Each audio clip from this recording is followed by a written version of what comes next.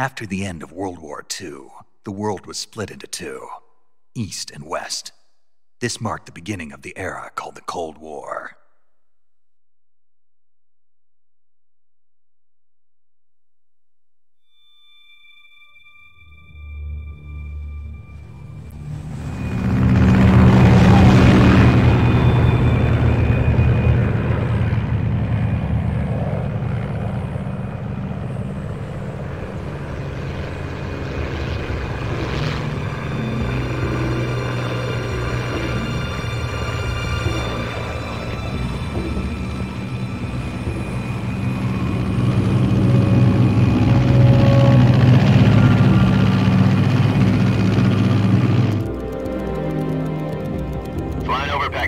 Altitude 30,000 feet.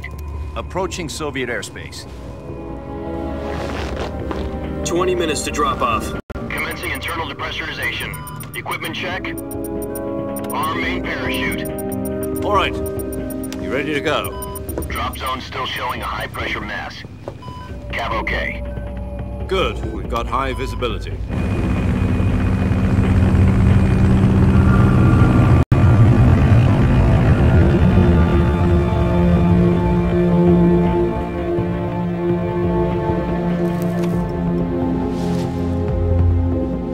Put out that cigar. Connecting oxygen hose to interior connector. Put on your mask.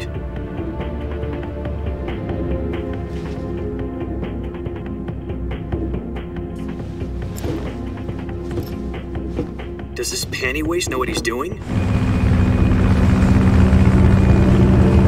Approaching release point. 10 minutes to drop off. Hey, are you deaf? He said put out the cigar and put on your mask.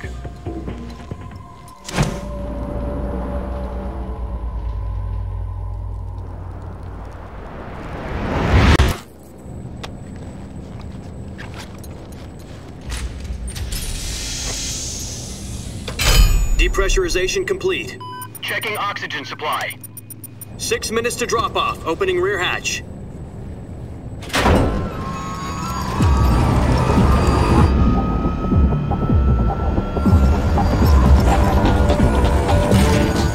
Sunrise.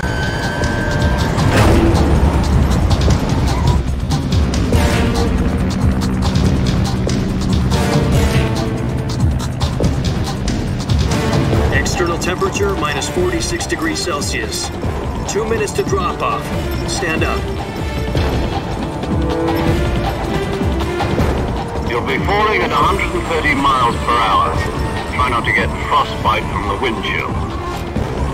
1 minute to drop off. Move to the rear. Activate bailout bottle. This is one for the history books. The world's first halo jump.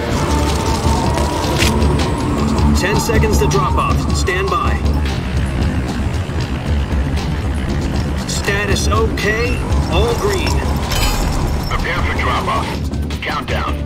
5, 4, 3, 2, 1. Spread your wings And fly. God be with you.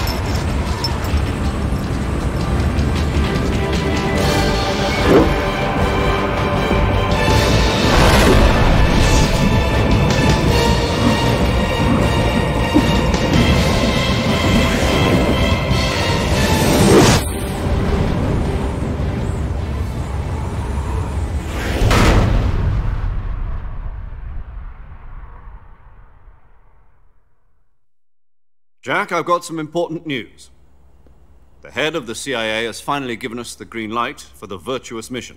Virtual mission? No, the virtuous mission. The future of our Fox unit depends on it. If it succeeds, we'll be officially organized into a unit. Virtuous mission? Sounds like some kind of initiation ritual. You know, don't get cocky. This isn't a training op. Right. So what exactly is this wonderful mission? Well, about 2 years ago, a certain Soviet scientist requested asylum in the West through one of our moles. His name is Nikolai Stepanovich Sokolov.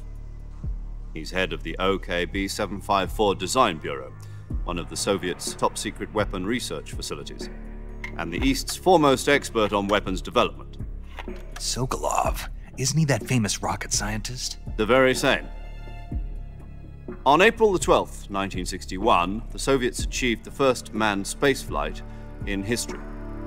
The Earth was blue, but there was no God. Well spoken. The rocket that carried Yuri Gagarin into orbit was the A-1, known as the Vostok rocket. Sokolov is said to be the man most responsible for the multi-engine cluster used in that rocket. After Gagarin's flight, Sokolov left rocket development to become the head of the newly established Design Bureau. From a lowly technician to head of a design bureau, that's quite a success story, so why'd he want to defect? It seems he'd become afraid of his own creations. Afraid? Call it a crisis of conscience. And for that, he left his country and his family behind and went over the fence? Not exactly. One of his conditions was that his family was also to be taken safely to the west. We used a mole to get the family out first and succeeded in sneaking Sokolov over the Berlin Wall shortly afterwards. I was the one who conducted the operation. The security on the eastern side was still full of holes back then. Then what? We got Sokolov over in one piece, but the whole ordeal had left him exhausted, and we checked him into a hospital in West Berlin. It took him 2 weeks and more than 600 miles to get from the research facility in the Soviet Union to Berlin. He was in no condition to say anything coherent. And it was only a week later that we had something much bigger on our hands. The Cuban Missile Crisis. October the 16th, 1962, President Kennedy received word that the Soviets were in the process of deploying intermediate-range ballistic missiles in Cuba. The President demanded that the Soviets dismantle and remove the missiles. At the same time, he announced a naval blockade to prevent further missile shipments from reaching Cuba. But the Soviets didn't back down, instead placing their armed forces on secondary alert. Soviet transport ships carrying missiles continued on course towards Cuba. US and Soviet forces went on alert for an all-out nuclear war. Frantic negotiations were conducted through the UN's Emergency Security Council and unofficial channels to end the hair-trigger standoff. Finally, on October the 28th, the Soviet Union agreed to remove its missiles from Cuba, and so the world avoided a nuclear holocaust. But in order to get the Soviets to pull their missiles out, we had to make a deal. You mean the one where the US agreed to remove its IRBMs from Turkey? No. The Jupiter IRBMs deployed in Turkey were obsolete, and we were going to get rid of them anyway. They had no strategic value whatsoever to either the US or the Russians. The Turkey deal was a ruse, a cover story that was fed to the other intelligence agencies around the world. So what did the Russians really want? Sokolov. They wanted us to return Sokolov. You mean the Soviets pulled out of Cuba just to get their hands on Sokolov? That's right. What the hell was he working on? At the time, we had no idea. We were running out of time. It was either give up Sokolov or risk full-scale nuclear war. In the end, we had no choice. President Kennedy gave in to Khrushchev's demand. The next day, I got Sokolov out of the hospital, handing him over to agents on the eastern side.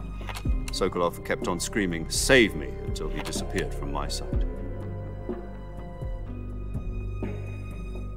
Then a month ago, we received some new information from one of our moles. About Sokolov? Yes. He was taken back to the research facility and forced to continue working on the weapon in question under KGB supervision. What's more, it's on the verge of completion. So what kind of weapon is it? Something to do with space rockets? No, missiles. Same technology. I guess you're right. We don't know the details, but it appears to be a new kind of nuclear device. For half a year now, the Soviets have been conducting frequent nuclear tests at Semipalatinsk. Something to do with the weapon, I assume. We're talking about a secret weapon so big that Khrushchev was ready to pull out of Cuba to get it back. Is Sokolov still in the facility? No. According to our intelligence, he's in Selinoyarsk, a place in the mountains about 3 miles to the west that's known as the Virgin Cliffs. The Virgin Cliffs. Nice name for a virtuous mission. They moved him there just recently. Why? Apparently, they're conducting a field test of the weapon, but it's our best chance to get him back. This mission would never have been possible if he was still in the research facility. This is our last chance. Sokolov must have known that too when he contacted us.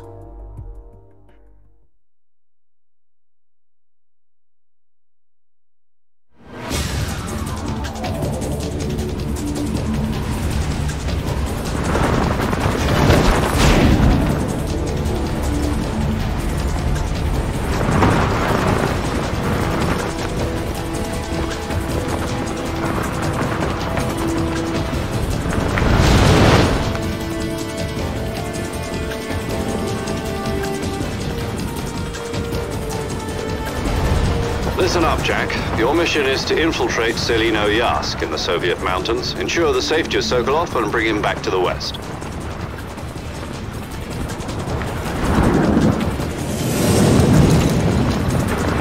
If we don't get Sokolov back before that weapon is complete, we'll be facing a major crisis. The clock is ticking.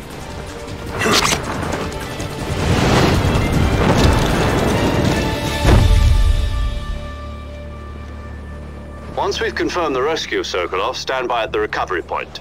A recovery balloon will be dropped at that point. Helium will be pumped into the balloon to inflate it. The process takes about 20 minutes.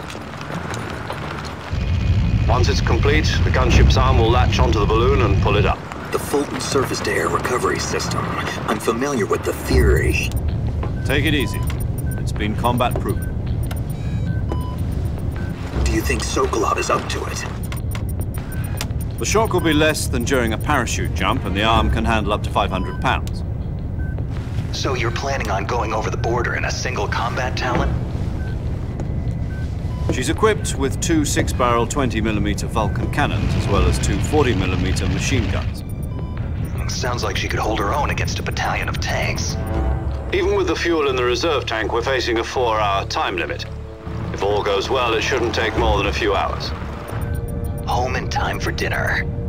But if anything goes wrong, You'll be eating dinner, breakfast, and all the rest of your meals in the jungle.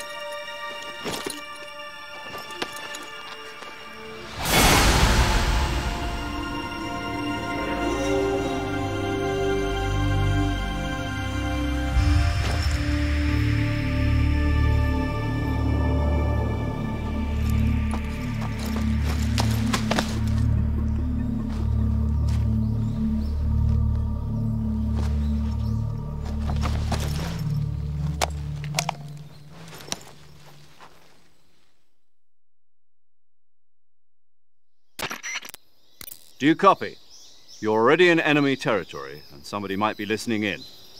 From here on out, we'll be using code names to refer to each other. Your code name for this mission will be Naked Snake. I'll be referring to you as Snake from now on. You're not to mention your real name. Snake? What, you don't like snakes? What do you mean? You've eaten one before, haven't you? In survival training. I'm glad to hear that. I don't know if I'd ever order one in a restaurant, but... Be careful, you might not have a choice. What about you, Major? What should I call you? Let's see. I'll be Tom. Call me Major Tom. This will be a sneaking mission. You must not be seen by the enemy. You must leave no trace of your presence. Is that clear? This kind of infiltration is the Fox unit's speciality. In other words, weapons and equipment are procured on site. That goes for food as well. You're completely naked, just as your name implies. Great. Now I see why you asked me if I like snakes.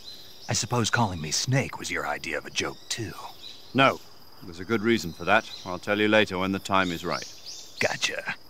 Getting back to the subject, how exactly am I supposed to feed myself? You've been issued a knife and a tranquilizer gun. Use them to hunt for food. You'll also find some medical supplies in your backpack. Yeah, about the backpack. I lost it in a tree on the way down. I see. Well, you'd better go back and get it then. You know where it is? No problem. I can see it from here. It's stuck on a branch. To climb a tree, stand in front of a tree that's covered in ivy and press the action button. I'll be monitoring your progress over the radio. We can't risk violating Soviet airspace, but I'll be in the gunship. My frequency is 140.85. I'll give you a call if I need to talk to you. If you need to talk to me, use the send function. Okay, Snake, go get your backpack.